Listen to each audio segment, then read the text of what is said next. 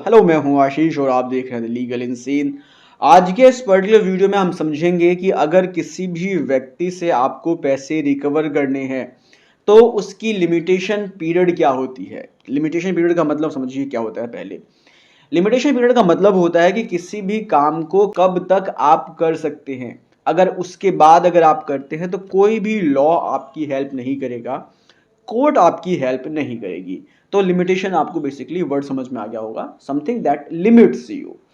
तो अगर किसी भी व्यक्ति को अगर आपने पैसा दिया है, उधार दिया है या फिर किसी और पर्पज से दिया है, और अगर आप उससे 3 साल तक उस पैसे को रिकवर नहीं कर पा रहे हैं या विद इन 3 ईयर्स अगर वो नहीं पैसे दे रहा है, तो आप उससे लीगली कोर्ट के माध्यम से पैसा रिकवर कर सकते हैं।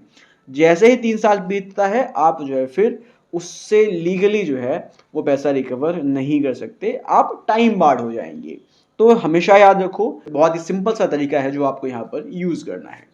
आपको उस व्यक्ति के खिलाफ या तो लीगल नोटिस भेजना है या कोर्ट में आपको रिकवरी का सूट फाइल करना है कि फला व्यक्ति ने मुझसे पैसे लिए थे और वो मुझे टाइम के बाद, जो लिमिटेड टाइम था उसका, उसके बाद वो पैसा नहीं दे रहा है। तो कोर्ट आपकी हेल्प करेगा उस व्यक्ति से उस अमाउंट को रिकवर करने में।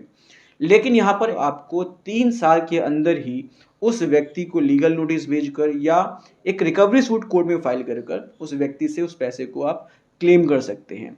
जैसे ही 3 साल बीत जाता है तो फिर आप टाइम बार्ड हो जाते हैं। ये तो थी लिमिटेशन की कहानी। अब इसके बाद बहुत ही इंटरेस्टिंग बात समझते हैं कि अगर सपोज करो कि उस व्यक्ति ने आपको उस पैसे के लिए कोई चेक दिया है, तो क्या 3 साल के बाद आप उस चेक को बैंक में डाल सकते हैं? और अगर वो चेक बाउंस हो जाता है तो क्या आप चेक बाउंस का केस फाइल कर सकते हैं उस व्यक्ति के खिलाफ? ये हम आज के इस पर्टिकुलर वीडियो में समझने वाले हैं। इस पर सुप्रीम कोर्ट का एक बहुत ही इंपॉर्टेंट और बहुत ही जेन्युइन फैसला आया है, मैं तो कहूँगा। और ये फैसला बहुत ही इंपॉर्टेंट है, खासकर कंप्लेनेंट के लिए, उस व्यक्ति के लिए जिसका पैसा फंसा हुआ है या जिसको अपना पैसा रिकवर करना है। सुप्रीम कोर्ट ने इस केस में क्या बोला, उस केस को समझने से पहले इस केस के फैक्ट को समझते हैं। इस केस में एक व्यक्ति ने दूसरे व्यक्ति को कुछ पैसे दिए थे उधार में। जब उस व्यक्ति से पैसे लौटाने की बात हुई तो उस व्यक्ति ने पैसा नहीं लौटाया। बात चलती गई और आखिरकार 3 साल बीत गए और इस व्यक्ति ने अभी तक पैसा नहीं लौटाया। तो जिस व्यक्ति ने पैसा दिया था उसके पास बेसिकली एक चेक पड़ा हुआ था जो दूसरे व्यक्ति ने उसको इशू कर रखा था।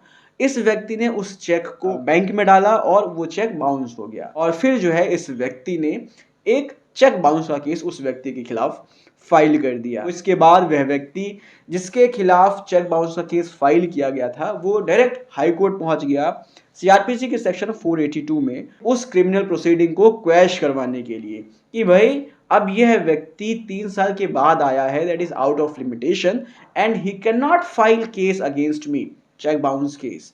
तो यहाँ पर हाई कोर्ट ने उस केस की जो प्रोसीडिंग थी उसको क्वैश कर दी, मतलब कि उस केस को खत्म कर दिया।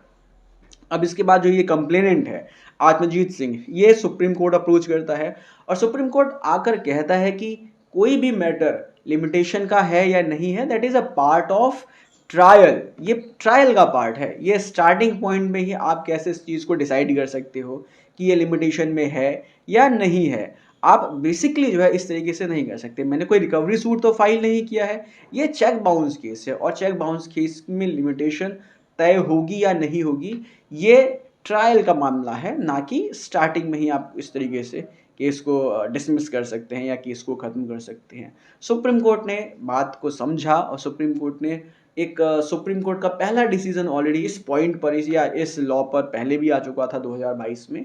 उस केस का नाम था योगेश जैन वर्सेस सुमेश चड्ढा। तो उसका हवाला देते हुए सुप्रीम कोर्ट ने कहा कि भाई देखो, यहाँ पर जो ये लिमिटेशन वाली बात है जो स्पेसिफिकली चेक बाउंस के केस में है, ये ट्रायल का मैटर है, ये ट्रायल में डिसाइड होगा, इनिशियल स्टेज पर इसका कोई मतलब नहीं है। तो यहाँ पर सुप्रीम कोर्ट ने हाई कोर्ट के जजमेंट को क्रैश कर दिया, हाई कोर्ट के जजमेंट को निरस्त कर दिया और मामला दोबारा ट्रायल कोर्ट में भेज दिया।